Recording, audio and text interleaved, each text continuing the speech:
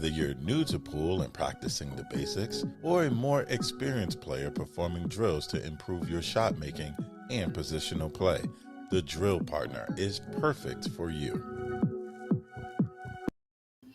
Well, I kind of messed up because I hit the live button by mistake, and I never do that. Mike, I think Mike's in here now, so we're gonna bring him on in. But I almost fucked that all up. Kind of pulled a team row here. I'm gonna bring up the chat. Hopefully, you guys got to sweat the first day of the Reyes Cup, and boy, do we got a lot of shit to talk about here. Hold on, Mike. I see you there. I'm gonna bring you on in, buddy. Lord knows I can't be doing this by myself. Yeah, Mike, I checked. I log in, and all of a sudden I hear that moonlight. I'm like, man, this guy was jumping the gun at me. no, Mike. That's how fired up I am. That's what I should have said instead of saying that I dogged it. But yeah, this is a shock. A shock. I guess it's a shock. It's a shock to the day, Mike. I don't even know where to begin here, Mike. What are you thinking right now before we jump on into the topics at hand? Well, it's just for all the talk from Jason and team rest of the world and straightening things out this year and pressures on the Asians and whatever, rest of the world didn't show up. I mean, No. It wasn't pretty in any match. Well, they got it Hill the last one, and they were on the two. They got Hill. They had some help getting it to Hill, and they gave away some games too. So yeah, that last one was an really interesting when it got to Hill, and you saw all four players show a fair amount of rattle in that last game. Oh, yeah. So it didn't go as planned. I was hoping the U.S. I was hoping that Sky and Federer would win the last double. I was going to ask we could talk about how the Americans had to bail the Europeans out, but you have no idea how much I was rooting for that. Like, even though I bet on Team Asia, right? I was rooting for those guys in the last match just so that way you could have laid out that joke of Team USA saving the Europeans' asses. Yeah, bailing their ass out again. I mean, Jesus, how many times are you going to do this? A bunch of bums, Mike. I swear, those guys, they can't.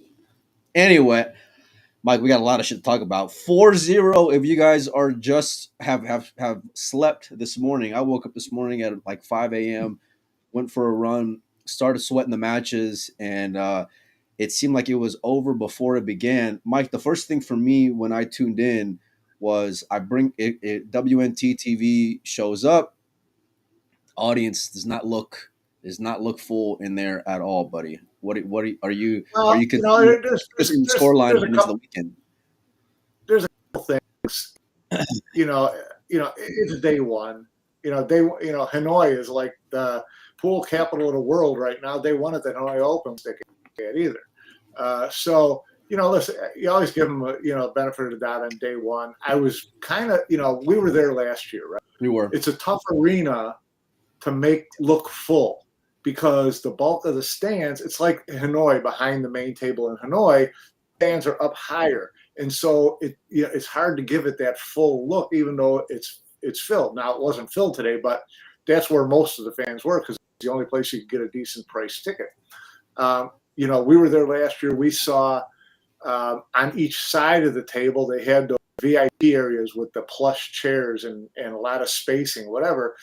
And I thought then we talked about it, like it makes it look dead. If this place was packed, that area just is not a good look.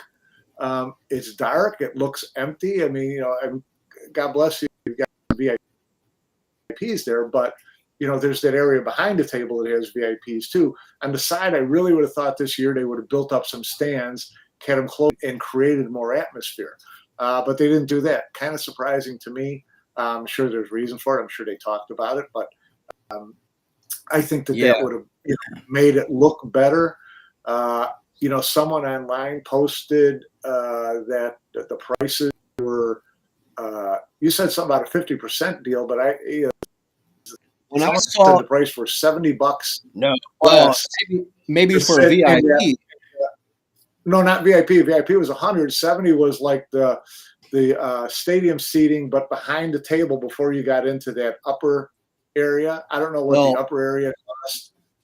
they were doing 600 pesos. So when I did the conversion, I think it was like 10, $11, and that's what I was seeing with their promotional code that everybody Okay. was pushing online. And I think that was for that same like general admission that was where Yeah. we were based. So if that's the case, then you're still, and we heard this last when we were there.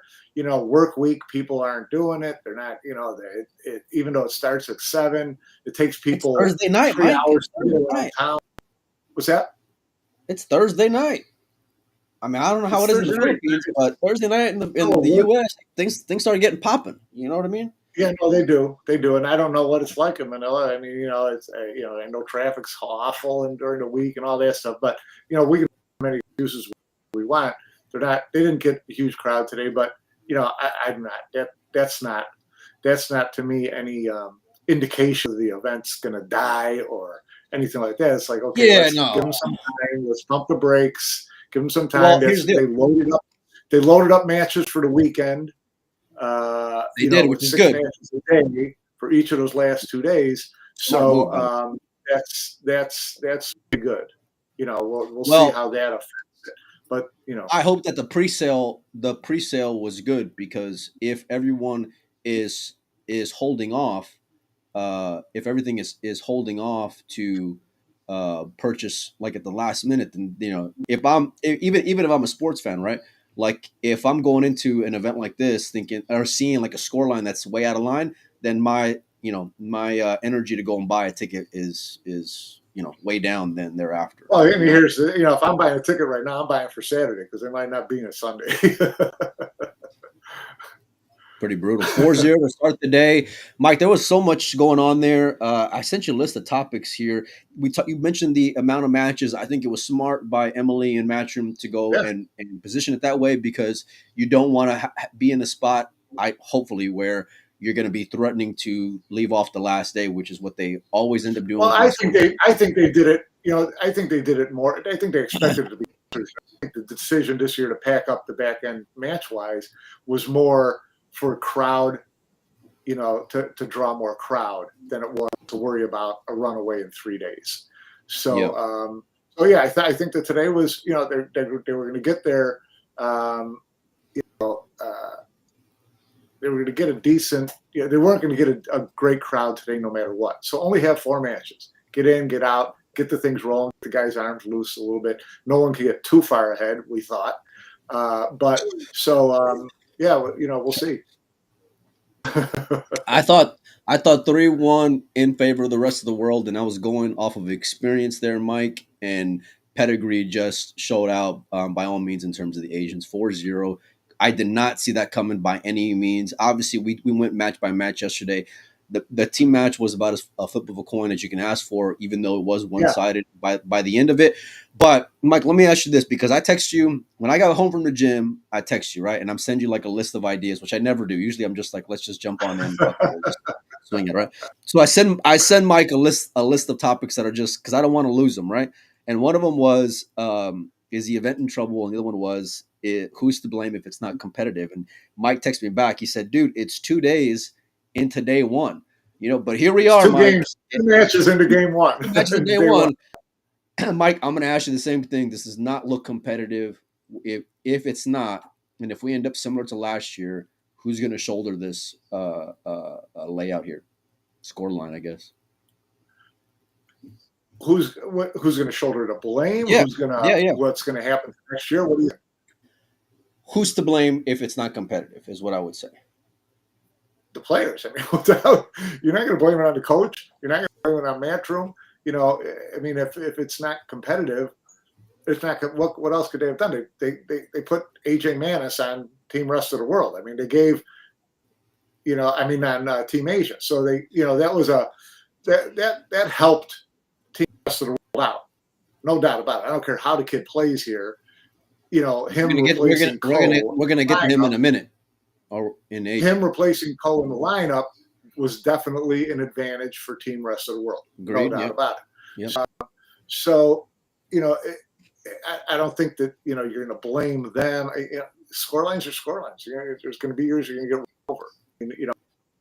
At some point, it's not like they're going to bail on the event. No, and at some point the event's going to leave. Points going to leave to either the U.S. or the U.K. or someplace like that, and then the heat will be on Asia. So I mean, you gotta let's just hold on hope for 3 more years before. Yeah, that's good. That's good. Yeah. Well, no, I mean it's not all out. It will be more competitive. Listen, Team Rest of the World is pretty good and can be better. We know who's missing. If this team has, even though he's not performed, that's what I'm getting at, Mike. That's that's what I'm getting at. Even though Shane hasn't performed at his level, if this team had Shane and Filler, right, instead of it would have to have been FSR and Sky, different team, right? Way different team. Say that again. So I was up too busy blocking. If this team would have had Filler and SVB instead of Sky and Fran, it's a much better team. It's a much better team, and that's where I'm getting at here, Mike. Listen, we talked about yesterday and going into the event, about celebrating successes, but at the same time shouldering blames as well. When you go out of your way to keep the best players out, and you have a shit product, right? And I know it's still day one. I hope it gets more competitive, but this is just like last year. This is worse than last year, actually. And so it's 100% on the team out there. Last year was not competitive either, and Team Asia had as good a team as you could ask for, with Wong being a question mark going in. Big question mark going in. This big question mark going in, and Team Europe had a pretty damn good lineup. So. Mickey was a question mark because he was a rookie. No, but you're noticeably living off. You're noticeably living off killers, and that's no pun intended. You're noticeably leaving off the best players in the world for putting on players who are playing your game versus what's going to be more competitive. They didn't just do that to Team Rest of the World or Team Europe. They did it to Team Asia too.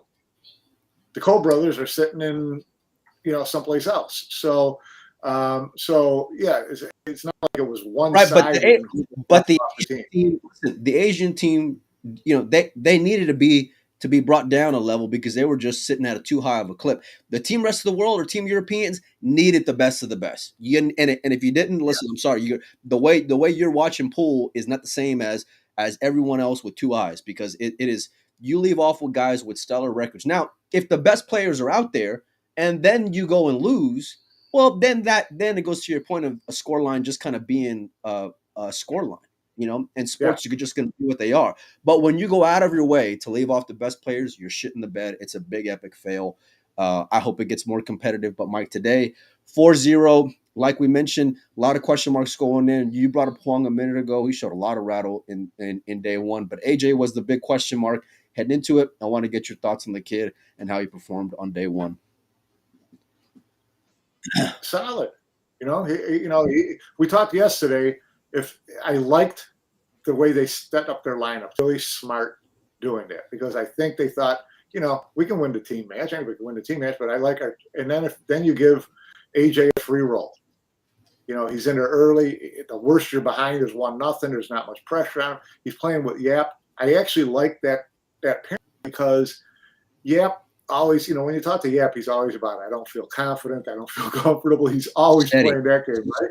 But now he had to go into that match knowing that I got to be the adult here. I got to be confident. I got to cool this kid down. I got to make sure that he feels comfortable. So in a backwards way, that helps Yap be more comfortable and calm too, right? Because he's got to play that role. He's not going to go in there and be all, look all not confident and shake his head in front of AJ. Well, what I would say is, given where he's peaking at right now, if he comes down a level, his level where he would be at is still going to be pretty sky high, and so that's where. But I would have much rather. Now they ended up getting the win, and we're going to jump into match by match here in a second. But I would have much rather had someone with better chemistry out there in terms of like a Carlo, but the reality is, listen, the kid played solid, Mike. I mean, he broke and Yeah. ran, had a beautiful layout in his open one. He looked smooth. I think the lack of crowd, like we talked about a little bit ago, certainly helped out, because it helped out big Yeah. time for him. Helped out big time, because he shows up there and it's like, there's not that same energy and vibe. And I look a lot at body language whenever I'm watching these events, Mike. Right? How people are talking. I mean, not talking, but like looking, right? But the body language looked like he felt a little bit of nerves. But I tell you what, man, once he stepped out there on the stage and he had the cue in his hand, the kid was playing pretty great, Mike. Pretty great. Yeah. He played solid. He played solid. He's gonna have to come out there and sing sooner or later. He's gonna have to play another doubles match. So, he's still got some work to do, to see if he can play, if he can be calm and solid and confident over 4 days. As the matches go deeper and the tournament goes deeper and the score maybe gets a little bit tighter, then we'll see how he reacts. But I thought today he was, we talked about yesterday, I thought today he was pretty much playing with free money, and it showed. So, it's been interesting.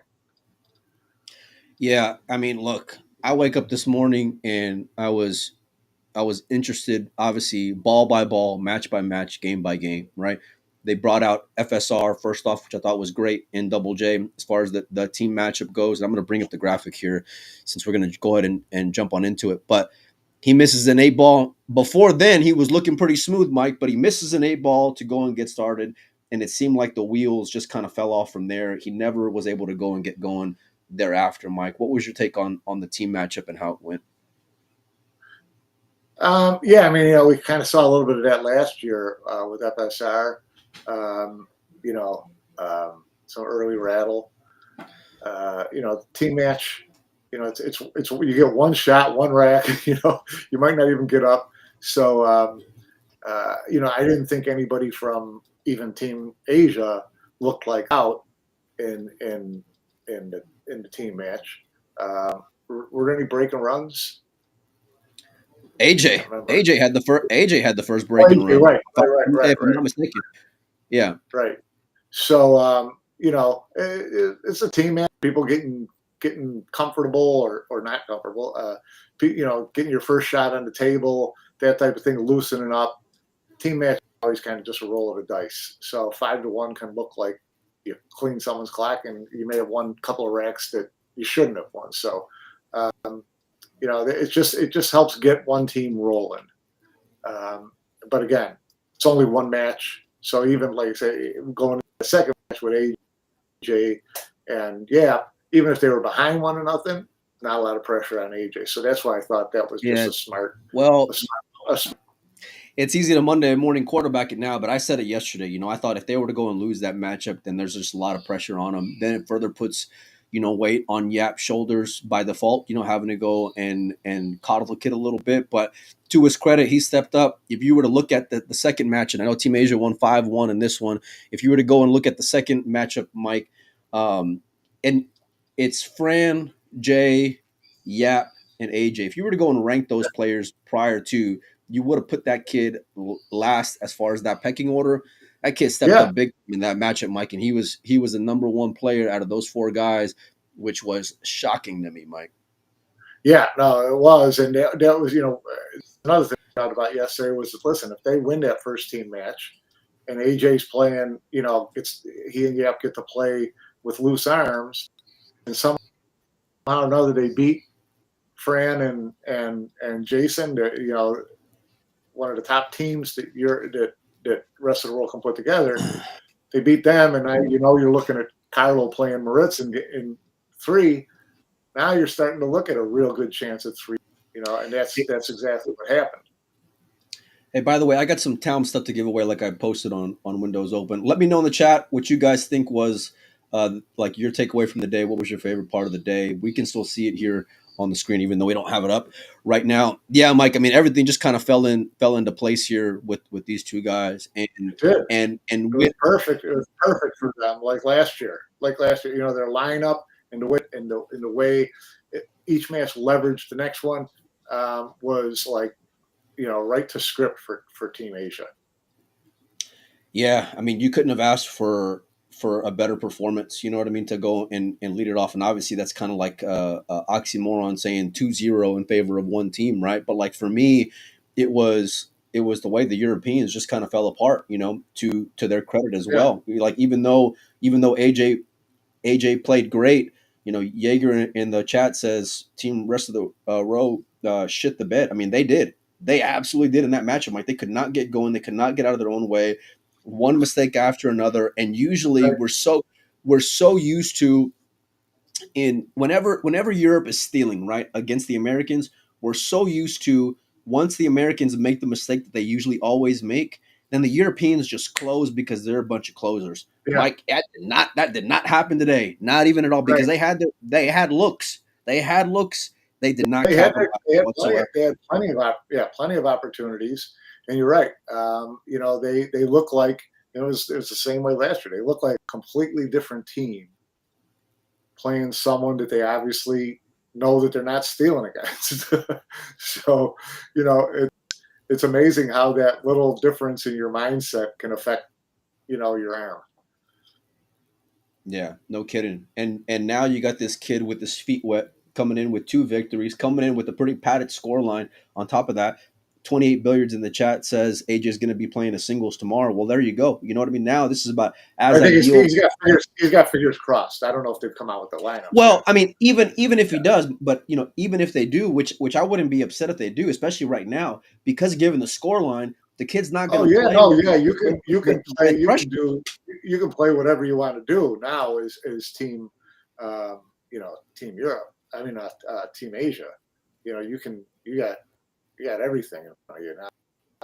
You can pad the score line or set up your lineup as as comfortably as you want. You can do it. Whereas rest of the world, they got to get their ass back into it. So they're going to have to kind of go pretty heavy tomorrow, don't you think? Well, I'm gonna turn off the graphic here, Mike, because I'm gonna. Tomorrow I want there's two singles matches tomorrow. So you've played Moritz already. So you got to. I don't know. I think you got to throw Jason in one of tomorrow's matches. I think you have to go a little bit heavy. You have to Yeah. pull the emergency button here. You got to go Federer. You got to go Shaw. It's a no brainer for me, and it's because you don't want to slide anymore, and it's a dicey situation to be in because if you do go heavy and then they do lose, well, fuck, man, it's going to be a bloodbath. Yeah, then the ratings on the wall, but you can't. You gotta take that chance because you gotta go heavy. I would think if I'm them, I'm probably going Shaw first in singles because then he's still available to play. Then he's able to play one of the two doubles matches because there's two singles and two doubles tomorrow, right?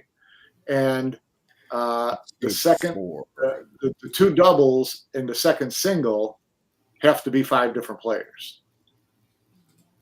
I'm trying to find the graphic here. Like day 2. Here we go. Let me see. Share this tab. Okay, I'm gonna bring up the day 2 lineup, and then we're gonna dive into the rest of the matches for today as well. Yeah. We're just all over the place, Mike. But yeah. So here you got singles, doubles. In the last 3 matches, no player can play twice, right? So if you want Jay to play twice tomorrow, he's got to play the first singles. Then you can put him in one of those two doubles. Are you if you're double J though? Are you riding J or are you riding Federer? I'm putting Jay first, and because I want Jay to play twice tomorrow. I want her to play singles and doubles. The only way you can do that is if he plays the first singles. What about this, Mike? What if you were to do J first, then J Federer, and then Federer in 2, 3, and 4 No, there? Can't do it. You can't if do Federer it. plays the same singles, he can't play either of those doubles. Ooh, yikes. Okay. Well, right? it's yeah. Yeah, because This is where the strategy part you, comes into play, and this is where right, listen. We talked about last year the genius of going a little soft early on, which afforded Yap and Huang well, to kind of take it's control of there. But this is they went a little bit softer here to start off the event as well. Mike did the Asian yeah, team. yeah, they did, now, and now they can you know play soft tomorrow too if they wanted to kind of just stack things up for day three when it goes into three singles matches and a couple doubles, and uh, so uh, it's you've got a lot of options here if you're Team Asia. But I guess like I said, if you're Team Rest of the World, um, I still think you do Federer as your second singles, and he just doesn't play doubles tomorrow.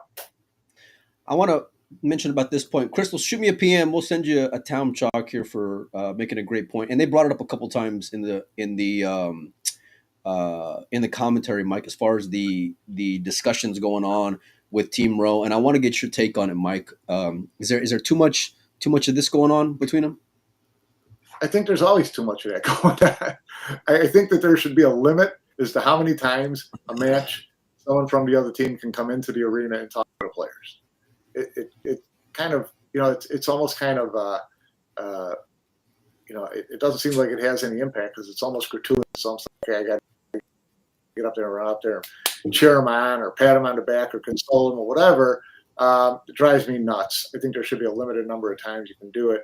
As far as sitting, chatting up in the team area, that I don't have a problem with that. But it's Yeah. the Indian that annoys me. I think every personality is different, and I think some of them are going to need it more than others. I think there's always going to be this level and no perfect recipe to go and say, like, this is too much or that's too little. And I think leaders just kind of have their finger on the pulse. But even some guys who are great doing that still kind of will overdo it at times. I think like Kachi, for example, right? Like he's the guy, just leave him the fuck alone. You know what I mean? Like Yeah, just leave him alone. like Yeah, don't even look at him. Like, you know what I mean? Like yeah, don't even look at him in the eye. Just leave him alone.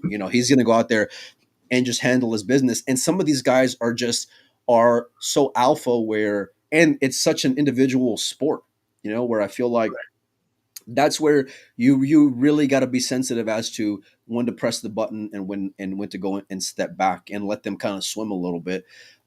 Usually rookies are the ones you kind of coddle a little bit more than others, but it's like I said, there's no perfect rhyme or Are you reason. talking about too much conversation between players who are playing doubles too? Yeah, I do. I mean, like when it comes to look, if some of these guys they're earning getting there in their own right, so they're playing good. You know what I mean? Now, if a guy just kind of like just barely got across the finish line, then okay, I get it. You know what I mean? Or like if he notoriously struggles in that environment or in certain situations, whatever the case may be, right? If you know that they're behind and he can show a little bit of rattle, whatever. Oh, I don't know why I turned that back on. But it's like I would rather be more loose conversations in the doubles versus talking Yeah, balls and strikes and X's and O's. You know what I mean? Because yeah, right. a lot of these, No doubt especially about it. And I saw that. I think that that's what you saw with Federer and Sky. Their conversation was more loose, keeping each other loose, laughing, whatever, and knowing what they had to do business. It wasn't a lot of you should have done this or next time let's do this or whatever. So I thought that was okay with me. John, shoot me a PM. I'll send you out a piece of town chalk as well. He makes a great point here. And I remember Mike, whenever we were in Vegas at Bally's, and I was talking with Laylee.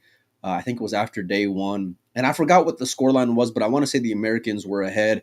And he just gave me like this really like cold blooded response. And he was like, "Look, if you were down 3-1 going to 11, would you be nervous?"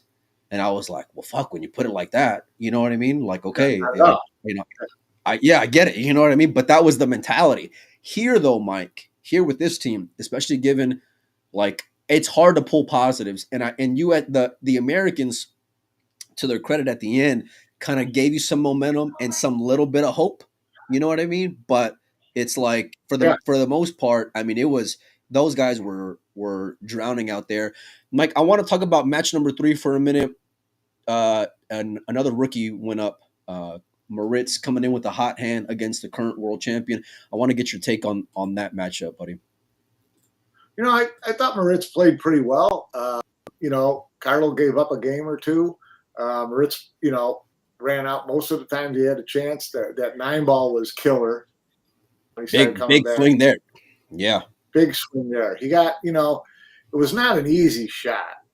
Those are because he had a lot of distance between the cue ball and the 9-ball. I mean, 9-ball was close to the side pocket. The cue ball was all the way down in the corner on the rail. That's a long way to go like that. And I think that because he landed a little flatter on the 8, he couldn't really get the cue ball up the rail to make the 9 an easier shot. So it wasn't, it's still a shot you're supposed to make, 8 or 9 times out of 10, but it was definitely missable, and he did, and that pretty much cost him. And then the foul in the last game, you can hardly blame him. I mean, there weren't too many people in the world that were going to hit the 1-ball on that lockup by Carlo. Oh yeah, Carlo just buried him there. Just a beautiful safety. It's kind of brutal because if that ball, if the 1-ball freezes to the rail, it's a whole different shot. But and when I was looking on it, watching the match, I thought, man, it looks frozen. And if it is, then Carlo's in big trouble here. It was obviously a gap there because he laid up that cue ball just to perfection. And then where the 9-ball was, that was just kind of the demoralizing blow. But Mike, if I'm going to pull positives out of Team Rest of the World, and there's not many here. The composure of Moritz, I'm going to hold on to, even though he missed that 9-ball, which was a difficult shot. I thought he had splashes in here where he was playing pretty poised. I thought his positional play was pretty solid, all things considered. It was pretty solid. I mean, he missed a couple of shots in that match, realistically, but. Well, yeah, I mean, obviously I'm reaching here because 5-3, right, 4-0 in the overall. You know what I mean? But and really, it's just nobody stepped up for Team Rest of the World. Federer had a terrible cue ball early on. He came with some good shots.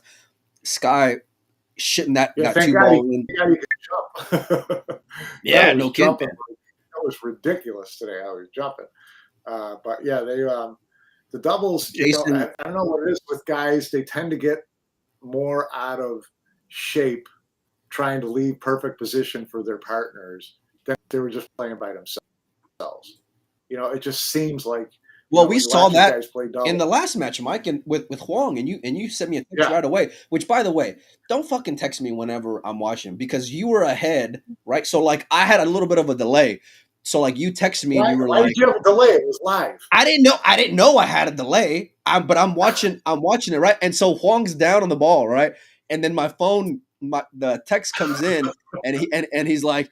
He's like, Chua sharked him, trying to tell him where he wanted the cue ball, blah, blah. And I'm like, what? And then whatever it was, 10 seconds later, then Huang misses it. I'm like, fucking Mike, just shit the bed on me. Was I right, though? I mean, you could tell because they could not communicate at all. They were just pointing and hoping, right? And so Huang looked at the shot, and he kind of had the cue ball, over near where the 7-ball was, just kind of leaving him almost straight in on that ball that was sitting in the pocket. And all of a sudden, last minute, Chua points up along the rail. Now, Huang goes down and he's like, okay, now I got to draw this back for the rail. And that's how he jarred the shot. And so, their lack of communication was really kind of funny because it was just someone said, here, the only words I ever heard Chua say during that match was okay. Because they would just look at each other and point and hope that they knew. And they were not on the same page very often if you watched their reaction. Huang looked like I expected him to look like last year because Chua came with there was another big swing in that match where Chua came with a really strong positional shot. I want to say it was on a 3 or a 4 ball, and then Huang ended up missing a ball that he very well should have made. And then, of course, that one that you're talking about towards the end there that further left the door open. That's where I would be a little bit concerned, is just making sure that Huang stays comfortable because he's your 4 guy, and so you don't want your 4 guy to go and I know you already got a point under his belt with this last match, but it wasn't pretty, Mike. It wasn't pretty at all. Well, the good thing is with Huang is he's got a singles match coming up, so he doesn't have to worry about anybody else. And, at some point they're going to pair him with Yap because they played great together last year. And so, so he's got a couple of matches where you're not going to have to worry about him being a little bit spooked by who he's playing with and lack of communication, whatever. So I think he'll be fine over the long run. Ramby makes a good point. 2 Reyes Cup standouts last year. Huang and Yap did not even play well today. It was 3 Filipinos that carried the team on day one. Ramby, shoot me a PM. We'll send you some town chalk as well for making a great point here in the chat. Yeah, Mike, I thought the same thing. I don't think either one of those guys played perfect last year, day one either. Huang looked. I don't remember. I thought they were He played doubles last year, and I can't remember who he played with, whether it was Carlo or Cole, but I think it was Cole and Cole, or Cole played. One of them played, where their partner really carried, and Duong, didn't look all that solid, and Yap didn't look all that solid in his first match either. I don't remember. So not worried about those guys either. Now they come in here tomorrow, they're up 4-0. I think that they'll both play a lot better. I'm not going to worry about Yap just because he's been unstoppable all year long. He has been a number one, close to the top of the totem pole type. I agree. And MVP last year. I agree. Experience, blah, blah, blah. All those things, Mike. You know what I mean? Well, but you look at it, and we talked about this yesterday too. The guys last year who were not playing great that we expected to step up this year were Chua and Beato, right? Right. Because they did not play great last year. This year, they stepped up on day one. So now you've got them playing well. I think that's going to bring Yap and Huang back into a really fast because they know that they know that their top guys are playing. The 2 top Filipinos are playing well. So then that makes it even worse in a sense, Mike, because then and I'm only talking about in the event in the overall, right? It's 4-0 right now. If those guys level up their games in Yap and Huang, and then you get what you're getting currently out of the Filipinos, I mean, goddamn, Mike. Well, they went 4-0 on day 2 last year, and that's what kind of put the match away. I agree, Randy. They go out heavy tomorrow, or they score some. They win 3 out of 5 tomorrow, and it's not looking good. So it's one of the things where Mosconi Cup captains tell you this all the time. It's like just win the day. Win the day. 4-0 lead. If they win the day tomorrow, the worst they're going to be is 7-2. Jay didn't play good last year until the end, right? Whenever it was garbage time. Federer has notoriously done terrible in Mosconi Cup environments. Sky has not lit up the scene like you mentioned before, Mike. I'm trying to find positives here, right? Maritza's a rookie. Fran's body movement was all over the place, which we've seen before, but it was really exposing today, So I'm struggling. I'm struggling to find positives here. But let me ask you this, Mike, because there's leadership in terms of individuals, like as far as how they go and manage themselves. And then there's leadership when it comes to team environments. Who's doing the talking today, post day one in that rest of the world locker room? And what are they saying? I'd be really interested to know that because we know Jason and right. It's going to be tough. I'm sure Jason's, going to be as respectful as he can of Double J, but it's going to be tough for Jason to keep his lips tight, because I know he's got something to say. So, if I'm JJ, I'd probably let Jason let loose in the locker room and tell people what they got to do. He's got to do it himself as well because he didn't play great. So, but he knows that. So, I would kind of expect. I don't think JJ's going to let Jason run the show, but by the same token, I think that I'd be surprised if JJ didn't get, didn't let Jason, have some say in the locker room because he's the leader in the locker room as far as the players go for sure. Anthony says SVB's watching. If you're watching, Shane, you want to hop on? I'll send you a link, buddy. I'll text you if you want to get on. Shoot me a message if you do. I don't think it's in his best interest. I don't think it is either. I don't think it is either, especially pre-Mosconi Cup. But I'll gladly leave the window open, my man.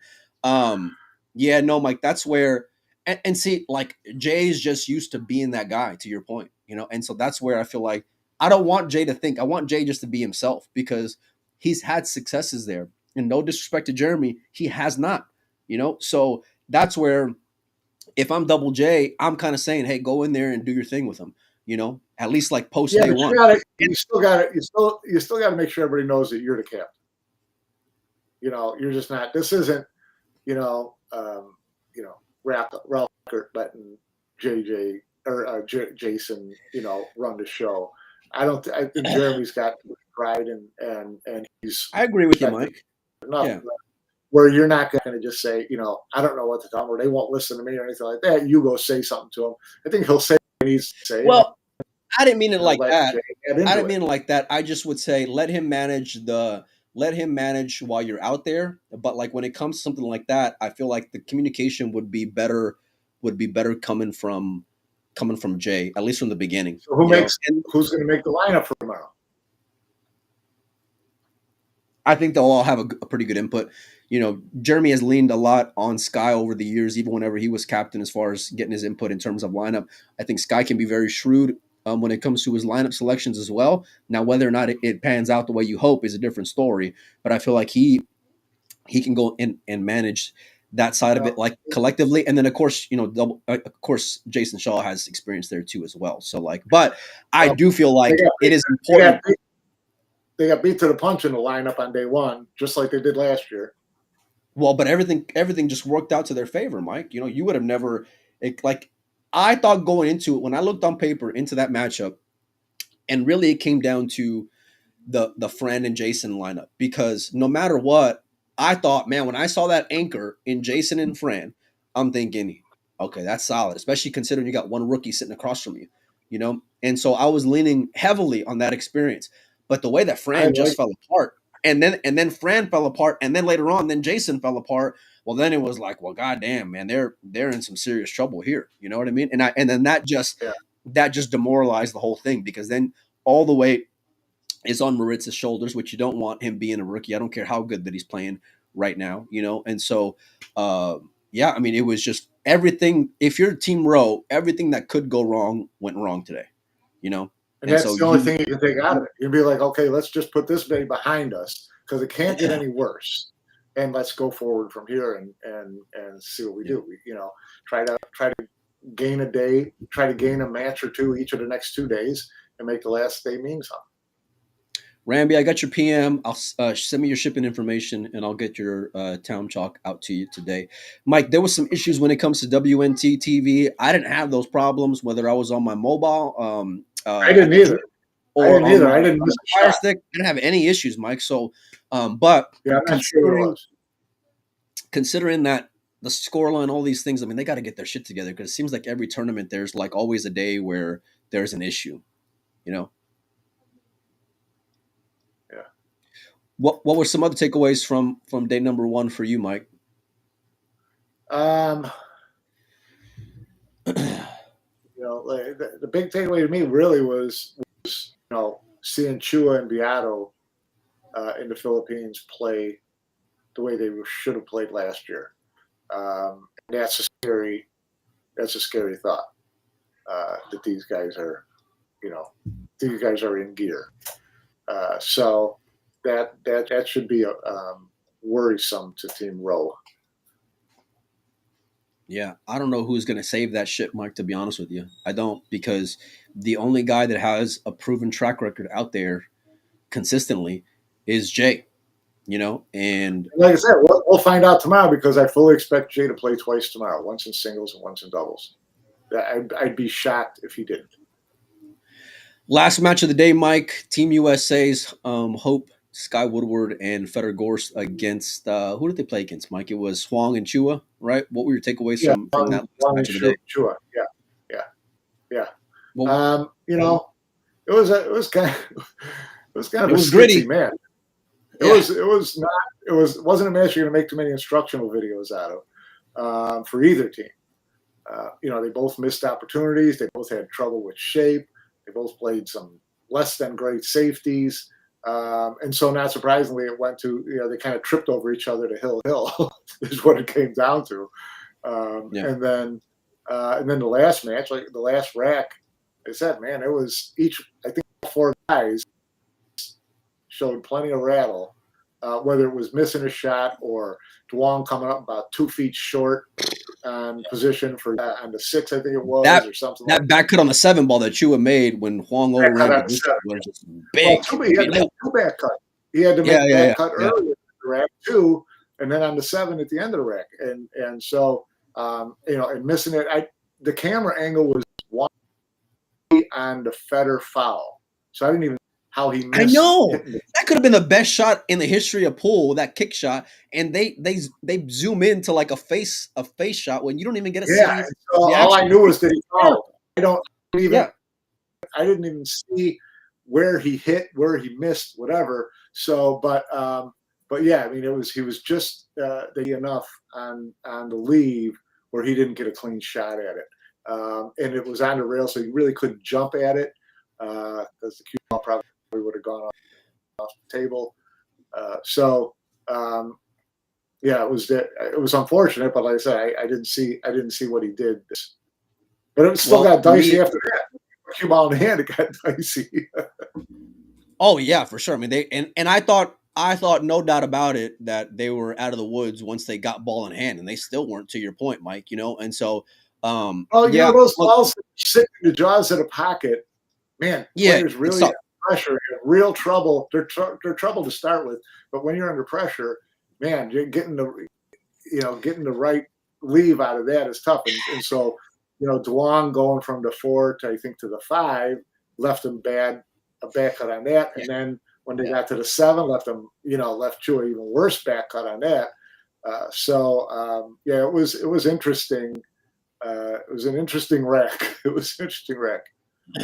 I think they'll be better off once they get that. And this might sound a little crazy, but I think the Asian team might be a little better off once they finally lose a game, like lose a match, because then the pressure of I don't want to be the first guy to lose is going to be off their shoulders. Yeah. They can breathe a little bit. Well, they're gonna lose a match.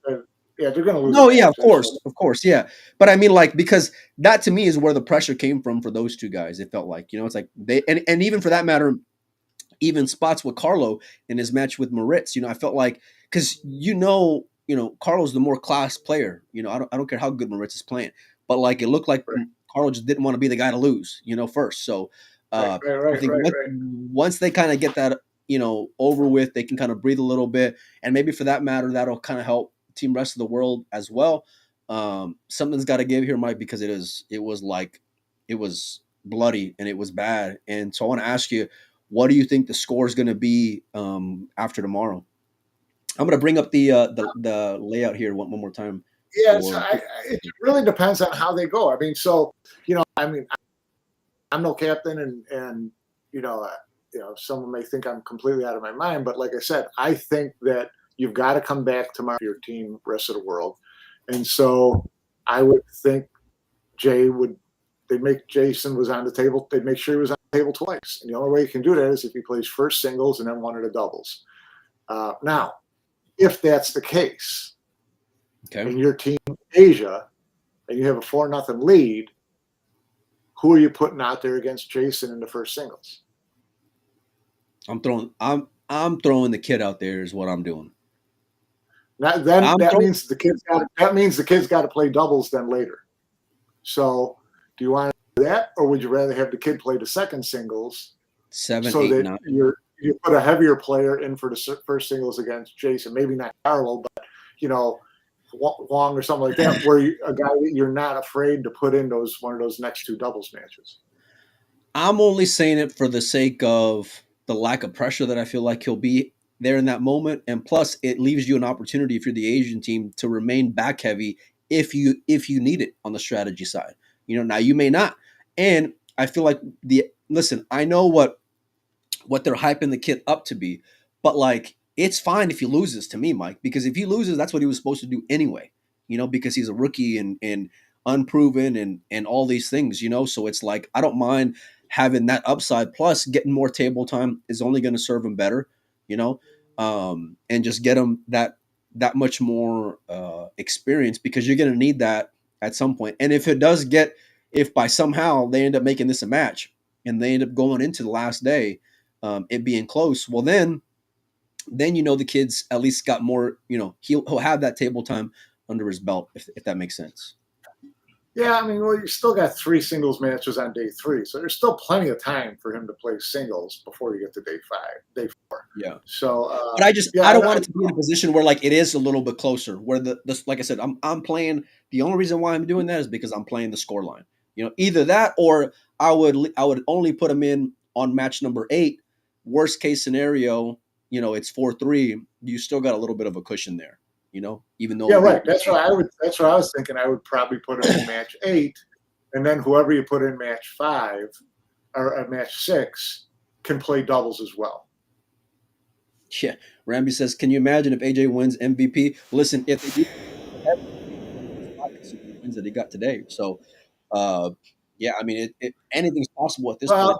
To be MVP, he's going to have to play more matches than anybody else. That usually a player like that, they probably limit how many times he plays. They want to protect him. So how many? Well, then let me ask you this: who would you put on match number 6 then in singles? Playing the strategy part on both teams. Who are you putting in? Yeah, I don't want to give the match away. Which you might think you're doing if you put AJ, but I could see Duong playing there. That's a good spot because he's still good enough to beat Jason in a race to 5 singles, so you can still end up getting a win out of it, right? And if he doesn't, you still got your other 5, your other 5, all 5 players playing in the next 3 matches.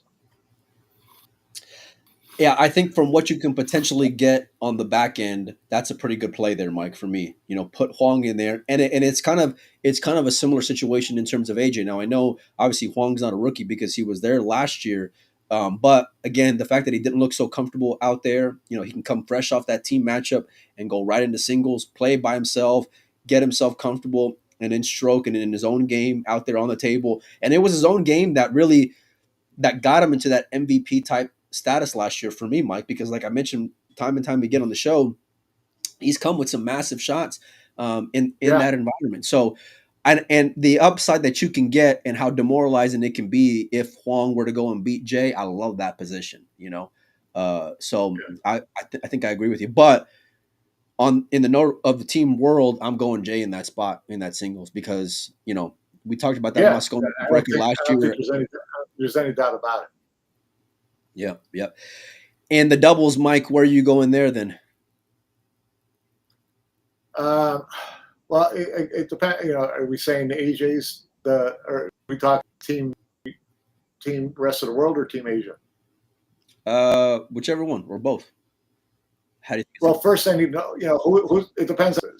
So if the singles is Jason for team rest of the world in match 6.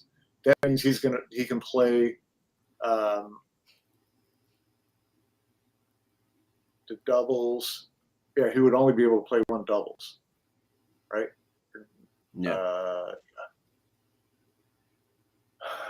When are they coming out with when are they going to come out with the lineups? Because they did it.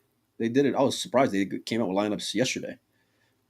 Are they coming out today or already? I think they come out with the lineup tomorrow morning.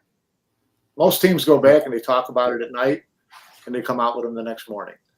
So that's what I would expect.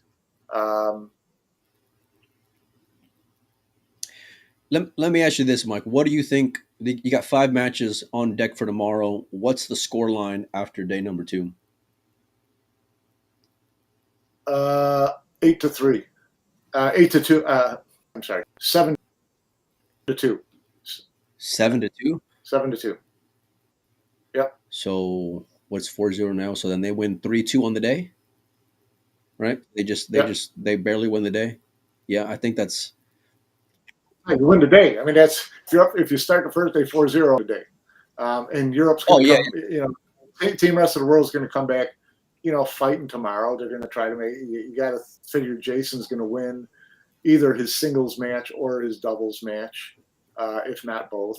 You know, the team match. I mean, like the team match. There's 3 days of team matches. Those are always a complete crapshoot. So yeah. Do you think if somehow, to Nate Tam's point there in the chat, do you think if somehow, some way it's 4-0 tomorrow, you think they just call it after 4 matches? If they go up, if they win the first 4 and it's 8-0, Yeah, they'll call it at 7. If it goes 7-0, they'll call it. you're probably right. Actually, now that I think about it, yeah, you're probably right. At 7-0, they will probably look. Yeah. That's pretty scary to think about. No, that's where, look, you mentioned that team matchup is so hard to go and peg, and it's the commentary can be so reactionary at times. Makes sense, especially when it comes to like the wheels off of Team Rome, because Scott mentioned it right away. You know, it's like, could this be a sign of things to come when Fran misses that 8 ball? And they never recovered, Mike. Like they just, they shit the bed again in the well, if you come up with statements like that often enough, you're going to be right once or twice. No, that's a fair point, but it's how volatile that these team Scott matches said can the be. second match was critical. Scott said the second match was critical. I mean, they played a team match, dude. It's 1-0. When I have guys that I can depend on and I know and they got history of coming in clutch and big time and all these things, then like I'm feeling okay, And right now, the guys who are usually dependable, they didn't look so dependable out there, Mike. And there's like historically guys who underperform in these events as well, especially over the last few years. And so it's like I don't know where I'm pulling positives from. Now I'm sure within the locker room, and I'm sure if you were to ask somebody's mom on social media and this and that and the other, they're going to say, oh, all the right things and they're going to be fine and don't hate on them. And listen, they Team Asia is a different fucking animal. I think they're in more trouble than what that scoreline indicates, and that's where I'm fearful, because I want this to be more competitive. And 4-0, it does not get any worse than that, Mike. Yeah, no, we all do it, but we could be singing a completely different tune tomorrow if Team Rest of the World comes out and pulls out some magic. Well, do you think you're going to see that tomorrow? Because you just mentioned a 3-2 day. Even if they win 3-2, right? Team Rest of the World. If Team Rest of the World, yeah. Right? Is that what you're saying? Yeah. Okay. Then it's 6-3 going into the third day. That's not impossible. You got 12 more matches and you're down 6-3. Okay, I can live with that. Yeah. So Team Rest of the World just got to go out there, strap them up a little bit tighter, and get out there and win the day. Just win the day and get back in the match. Who do you expect to play better tomorrow on Team Rest of the World, outside of Jay? Yeah, I would expect Jason to play better tomorrow. Moritz, didn't play poorly. Federer, I think it depends on whether he plays singles or doubles. If Federer plays singles tomorrow, I expect him to be better. He's mentioned, plenty of times on the record, he's a me guy. He's not a team guy, and you look at the record historically in the Mosconi Cup, then you look at the way he started today, Mike.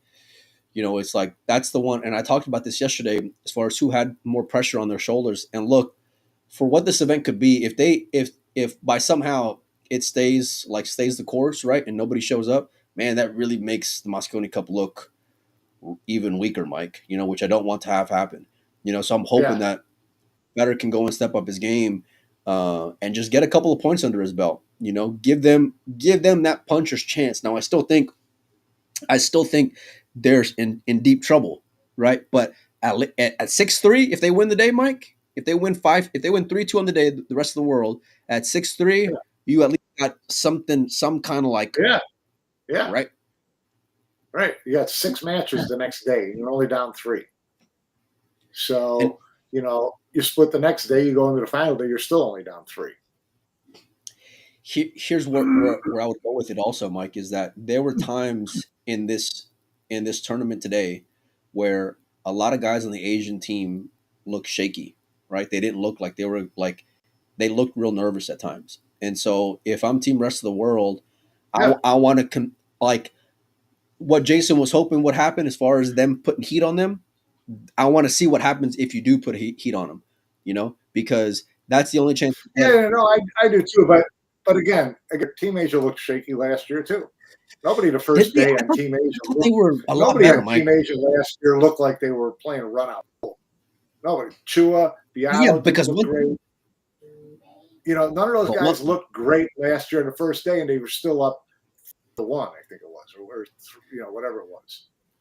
Yeah, by day 3 they were just fucking coasting. By day 3 they were just in neutral. The second day is where they put the pedal to the metal. Second day they didn't lose. That's why they cut it off at 4 matches on the second day.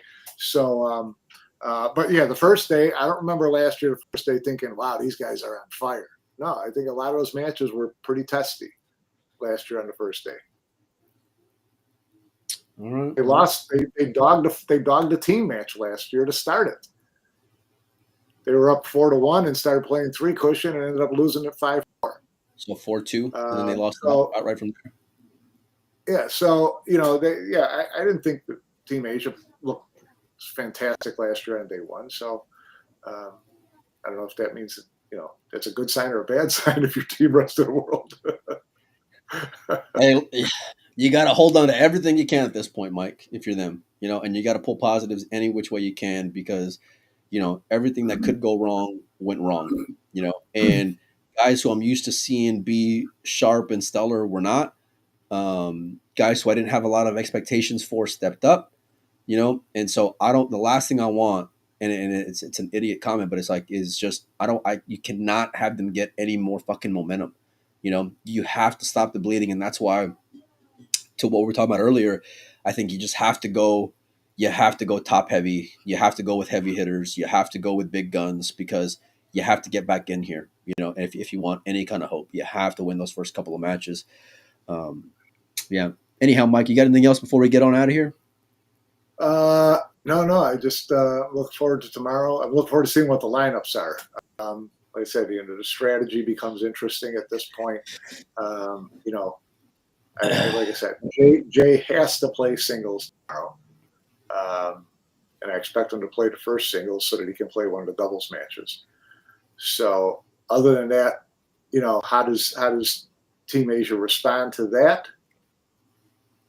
I'm not sure. They got a couple options. AJ would still be one of the options for the first singles. How is this going to finish, Mike? The whole match. Yep. I said 11-8. Team Asia. I'll stick with that. I think they'll be lucky if they get to the same scoreline as last year, 11-6. 6. Yep. I don't expect them to get shut out tomorrow like they did on day 2. And I could see them, on the last day having 5, going into the last day and winning 3 singles matches. I could see that. So I mean, I'll stick with 11-8. Come hang out with us tomorrow. We'll be chopping up day number 2. We'll be giving away some stuff as well, some more town stuff and some other things I got here in the office. Mike, are you going to be around tomorrow? Are you available? What's tomorrow? Friday? Yeah. I'm gonna need you, buddy. Yeah. I got to bring in just like Team Row. I got to bring in my heavy hitters, so I'm gonna need you. Yeah, but I don't know if I can sit there and watch 5 matches tomorrow. I got work to do, bro. You ain't gonna be missing much. Just have it in the background. I got a real job. Listen to the commentary. You guys enjoy the rest of your afternoon. Enjoy your evening, depending on where you are. Thanks everybody for hanging out with us. Keep your notifications on. Thanks to all of our sponsors, and we'll see all you guys and gals a little later on. See ya.